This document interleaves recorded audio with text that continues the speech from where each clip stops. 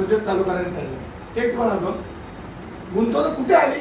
मराठवाडा, विदर्भ आणि कोकण, बघा 3 विभागात आली. मग मराठवाड्यामध्ये आणि विदर्भामध्ये चांगल्या कंपन्या आल्या. विदर्भात कोकणामध्ये कुठल्या कंपन्या आल्या? कोकणचं पर्यावरण प्रदूषित करणाऱ्या सर्व केमिकल कंपन्या आमच्या मातीमध्ये, म्हणजे आम्हाला उद्ध्वस्त करणाऱ्या कंपन्या कोकणामध्ये. ह्याला आमचा विरोध आहे.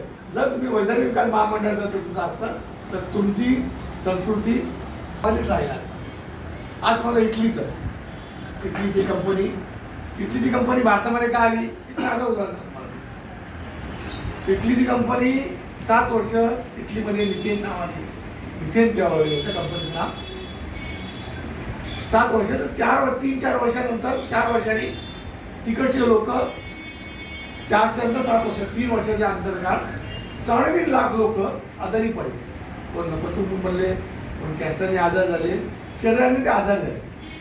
मग सरकारने दखल घेतली, बाबा कशामुळे होतं.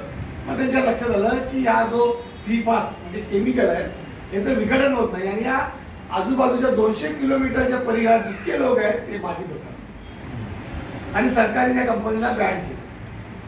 मग ती कंपनी, त्या कंपनीचं सर्व Indian Lakshmi organic chemical company घेतलं आणि आमच्या कोकणामध्ये आलं.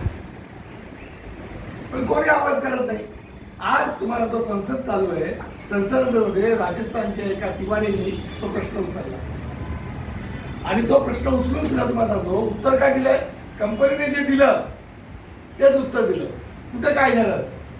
प्रश्न कुठे काय झालं नाहीये, काय होणार आहे हे महत्वाचं आहे. आम्ही ते बोलतो कुठे माणसं तुमच्या आजारी पडले. आम्ही बोललो इतिहास बघा ना, आम्ही आजारी पडलं दाखवतच नाहीये. तुम्ही आता 1 महिना गेला चालू झालं, काय होणार आहे आम्ही सांगतो आणि त्याचा पुरावा देतोय. पण कंपनी सर्वांना फाट्यावर मारते. सरकारचे सर्व नियम लागू आहे, काही नियमच नाही म्हणून आता आम्ही काय करतोय, स्वतंत्र कोकण राज्य अभियानाच्या माध्यमातून हरित लवादाला आम्ही एक खासदार आहे, जितके करता येईल आपल्याला कोकणाचं नरकासुरापासून वाचवण्यासाठी, आपल्याला भस्मासुर वाचवण्यासाठी हे आपल्याला करायचं आहे. ते सर्व स्वतंत्र कोकण राज्य अभियानाच्या माध्यमातून आपण करतो आणि चांगल्या कंपन्या, आम्ही विकासाला विरोध नाही करत, पण जो आम्हाला भकास करतो कोकणामध्ये त्या विकासाला आमचा विरोध. मग कोणी असो, आम्ही कुठल्या आणि आपल्या सांगतो मग सरांविषयी काढला, आपल्या याच्यामध्ये सर्व पक्षाचे लोक आहेत.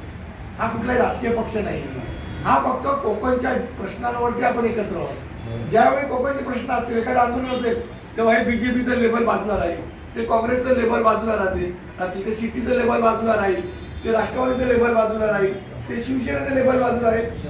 आपलं कोकण मेन महत्वाचं.